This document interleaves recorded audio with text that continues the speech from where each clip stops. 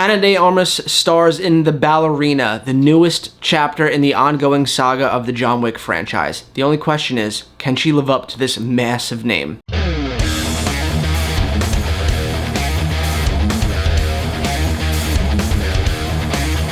Welcome back to my channel at The Movie Optimist, where I try and find the silver linings in even the worst of films. And as I said before, I just got done watching the newest film, Ballerina. In this film, it picks up with Ana de Armas as a little girl, and one night, a bunch of people break into her house and make her an orphan. Winston finds her after the events take place and places her in the world of the Continental, where she's to be trained by this person who, can't remember her name, but she was in like the second or third one, and they raise her to be a badass like John Wick. Once she becomes of age to go out on her own and start taking contracts because she's now a full-fledged assassin, she has a run-in with somebody that she remembers from the night that her house was broken into and she was left an orphan, and she wants to find everyone responsible now that she remembers and kill them all. That sends her on a path of vengeance, taking out all the people that were responsible that night, and that is essentially the story. She wants revenge just like John Wick did at the beginning of John Wick 1 after his dog was killed, and her arc and her story is very much mirrored to John Wick's. She's on a very similar path of vengeance. The only question is it as good as the John Wick movies that came before it? And in short, yes. Now, starting off with the bad in this movie, there is some things that they establish that they about face on literally moments after establishing it. Like, there's a scene where they talk about how essentially the world of the Continental, the world of these ballerinas, and then this other cult, if you will, all have this peace treaty where they won't attack each other. It's been something that they've honored for the last 200 years, and literally the very first thing that happens to Ana de Armas on her first mission, she gets attacked by one of these people from this cult, and they never touch upon the fact that there was this peace treaty and why they broke it. There's also some things that characters do in this movie that is so far-fetched and ridiculous, and I know this is a John Wick movie, and I don't want to spoil what those things are because they are beats of the story, but there just are some really silly decisions that people have to make to get our lead character from point A to point B, and it's just like, if you knew this girl was coming and she's as deadly as she is, why would you be doing this specific thing? There's also a lot of really big talent in this film. One of them being Norman Reedus, Daryl Dixon from The Walking Dead. He's fantastic in this movie for the 3 minutes that he's in it. He is severely underutilized, as is most of the people in this film outside of Ana de Armas. There's a lot of characters that get brought in only to get taken out literally seconds later, as if we're in a revolving door of actors. And it was a little jarring because there's literally an entire poster promoting this movie of Norman Reedus, and again, he's in it for like 3 minutes. This movie also has an entire ending battle that takes place in this town in the middle of somewhere snowy in a foreign country, and as cool as the action set piece was and the town was, it was a little bit of a reach to buy that the entire town is just families of assassins. Like, everybody that lived in this town's city, if you will, it's technically a small city, every single person there is an assassin. And I guess you could say, like, look, we live in a world in this universe, in this movie franchise, where assassins are as easy to come by as plumbers, essentially, and there are literally hotels in every city that provide refuge to these assassins that are traveling for work. But now you're also saying that there are literally cities filled of these people, and it took this franchise that's already teetering on being grounded and science fiction and silly, and it kind of just tipped over a little bit. It didn't go super overboard, but it started to tip with just how outlandish this world has become with assassins. It's almost like there are more assassins in this world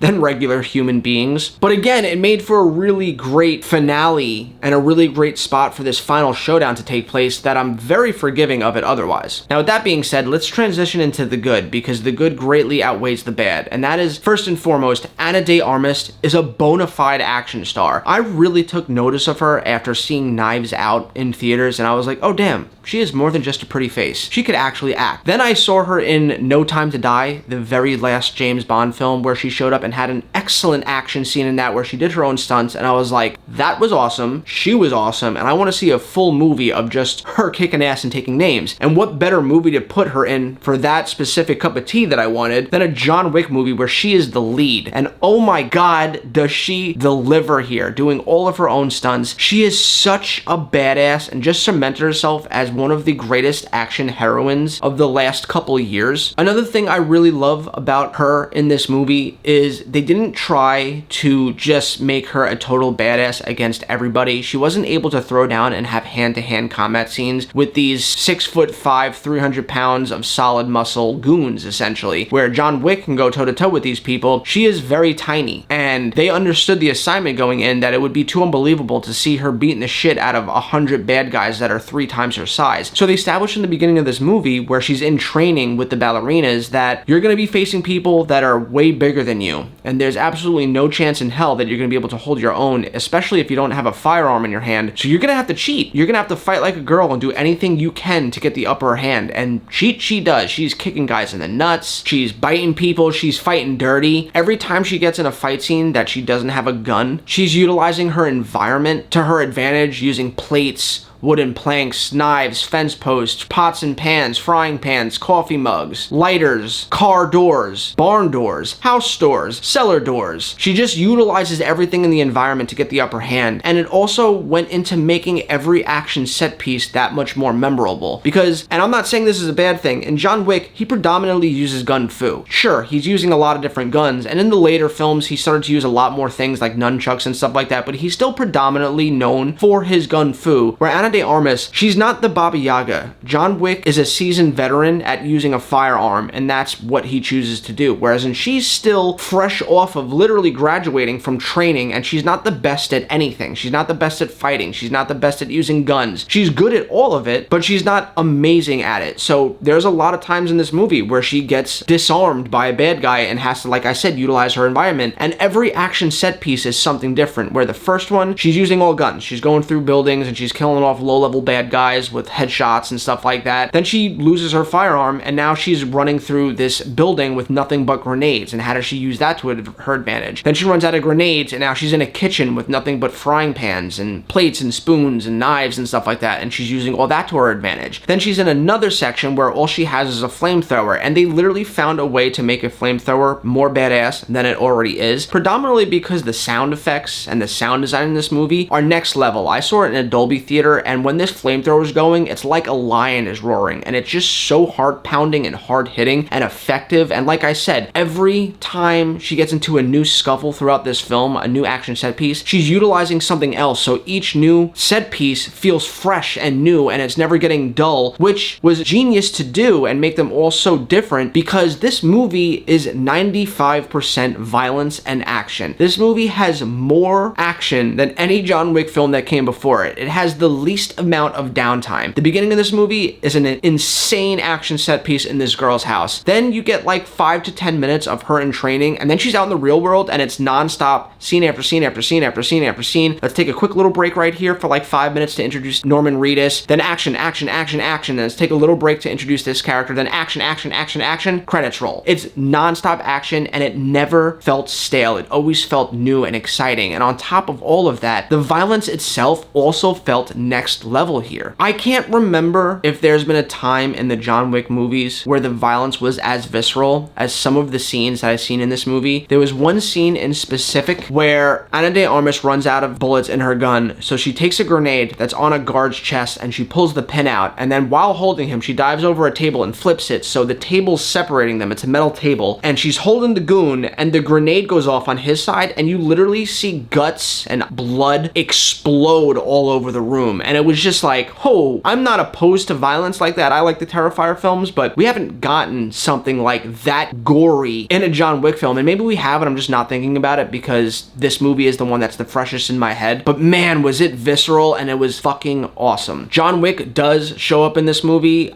There was a couple rumors out there that this was like a John Wick 3.5, where it was really like a team-up movie and he was going to be in it just as much as she was. That is not the case. He is in it towards the last act of the movie for maybe 20 minutes, and he does get his own action set piece where he gets his time to be a badass for a little bit in the midst of Ana de Armas absolutely killing an entire city of people. And I gotta say, for this not being directed by Chad Stahelski predominantly, Len Weissman did a really good job with the action. There's no shaky cam here. It feels like you're watching a movie directed by Chad Stahelski. It's clearly from a similar cinematographer because the lighting in this movie, it's very colorful, very vibrant, just like in all of the other John Wicks, specifically John Wick 4 with the use of reds and purples purples and blues. I know that John Wick was rumored to come in and help film some of the action in here, but if he did, it's seamless. You can't feel where Les Wiseman ends and Chad Stahelski begins. It feels like a perfectly crafted movie with no studio meddling, which is impressive because there was a lot of studio meddling in this to make the action a little bit better than it was previously during test screenings. Now, is the story anything to write home about? No, it's pretty much mirroring the same thing as John Wick 1. It's just a revenge story where she's on a path of vengeance, wanting to kill everyone responsible with doing something very heinous in her life. This isn't reinventing the wheel. It's not giving us the Shawshank Redemption of the John Wick universe, but it gives us a worthy successor to the John Wick films. It gives us something that deserves to be in this universe. The action is just as good as anything that came before it. Some of the action pieces in this were better than some of the other John Wick films. Now, in terms of best to worst in the John Wick franchise, and I don't think any of them are bad, but there's obviously ones that are worse than others. I think the very best of them is John Wick 4, followed by John Wick 1, then The Ballerina coming in at number 3rd, then John Wick 3, followed by John Wick 2 in last place. Yes, this movie deserves to be in the middle. It was a wildly good time. I have fallen head over heels in love with Ana de Armas. She is absolutely incredible in this film, and I hope that people show up to support it and we get more of her because she is just such a bona fide badass. Doing all of her own stunts, she shined here and I want to see more of this from her. I'm going to give this movie an 8 out of 10. I really enjoyed it. Like I said, I wasn't going into it expecting anything new, and when I wanted a movie that was 2 hours of nonstop action, that's exactly what I got. And if that's what you're looking for, you're not going to be disappointed because this is some of the best action that we've gotten in a very long time. Anyway, guys, let me know what you guys think in the comments down below. Have you seen this movie yet? Are you planning on seeing it this weekend? And have I given you a reason to go to the movies to see it? If I have, I'd love to talk about it. And as always, guys, hope you have a great rest of your week. I'll catch you next time.